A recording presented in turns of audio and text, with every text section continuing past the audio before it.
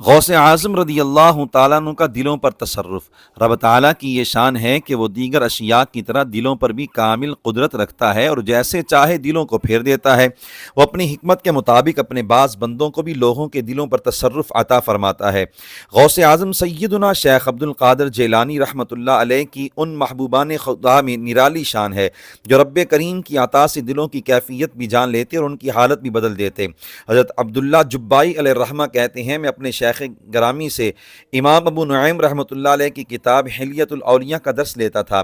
اس کی برکت سے دل نرم ہو گیا اور میں نے ارادہ کیا کہ مخلوق سے کنارہ کشی اختیار کر کے رب تعالیٰ کی عبادت میں مصروف ہو جاؤں۔ پھر میں نے جا کر شیخ عبد القادر جیلانی علیہ الرحمہ کی اقتداء میں نماز پڑھی۔ فراغت کے بعد جب بیٹھے تو آپ نے میری طرف نگاہ کی اور فرمایا، اذا اردت الانقطاع فلا تنقطع حتى تتفقه وتجالس الشيوخ وتتأدب والا فتنقطع وانت فريخ ما ریشت، یعنی اگر تم گوشہ نشینی اختیار کرنا چاہتے ہو تو پہلے علم دین سیکھو اور بزرگوں کی صحبت میں رہ کر تربیت حاصل کرو۔ اگر علم دین اور تربیت حاصل کیے بغیر گوشہ نشین بنے تو تمہاری صورتحال اس چوزے کی طرح ہوگی جس کے ابھی پر نہ نکلے ہوں، یعنی ایسا چوزہ جلد ہی چیلوں اور درندوں کا لقمہ بن جاتا ہے۔ یوں ہی تم بھی شیطان کے جال میں پھنس جاؤ گے۔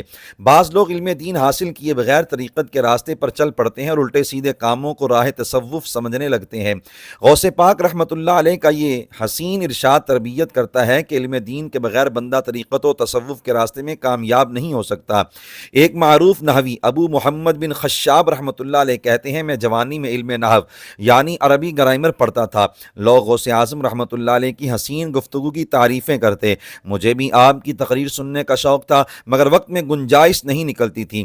ایک دن اتفاقاً میں آپ کی محفل میں حاضر ہوا، آپ نے تقریر فرمائی تو یعنی میرے پسندیدہ علم نحو کے نکات نہ ہونے کی وجہ سے مجھے کوئی دلچسپی نہ ہوئی اور میں نے دل میں کہا، ضاع الیوم منی، آج وقت ضائع ہو گیا۔ غوث اعظم رحمۃ اللہ تعالی علیہ فوری طور پر میری طرف متوجہ ہوئے اور فرمایا، ویلک تفضل النحو علی مجالس الذکر وتختار ذلک اصحبنا نسیرک سیبویہ، تجھ پر افسوس ہے، تو نحو کو محافل ذکر سے برتر سمجھتا ہے اور نحو کے پیچھے پڑا ہے۔ ہماری صحبت میں رہ، ہم تجھے نحو کے مشہور امام سیبویہ کی طرح بنا دیں گے۔